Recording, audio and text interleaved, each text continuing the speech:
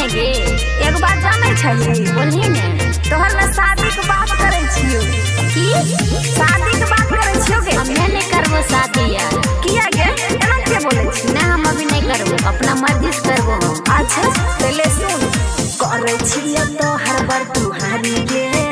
अच्छा इह लगन में करबो तो हर शादी गे सुनै छी ने हमें नहीं करबो हे गे करे छियो तो हर बार तू हारी गे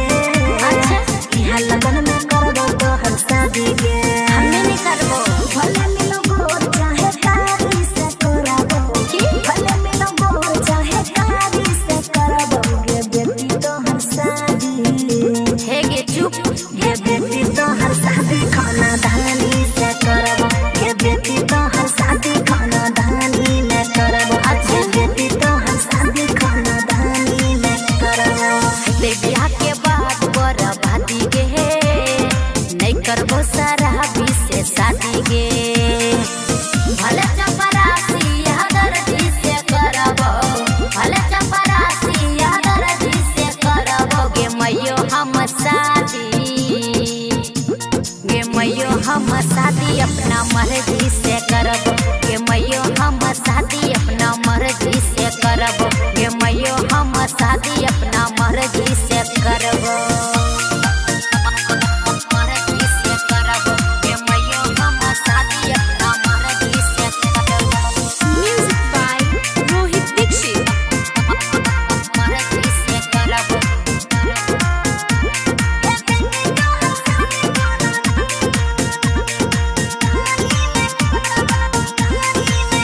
देखे में लड़का लागई रहल सेठ गे हाँ। अगला महीना ले शादी के डेट गे सब बात फिक्स हो गेल छै ने हम नहीं करबो घर देखिया में नहीं कलको खुलासा कलको फोन भसी आए रहो भाषा झपारी वाला नहीं दलानी में करबो अच्छा। झपारी वाला नहीं दलानी में करबो गे बेटी तो हर शादी बोल लगे गे बेटी तो हर शादी खाना धानी से करबो अच्छा। गे बेटी तो हर शादी खाना धानी में करबो ये मैयो हम शादी अपना मर्जी से करबो जो मर्जी से करबो ये मैयो हम शादी अपना मर्जी से करबो Music by Rohit Dixit. मर्जी से करबो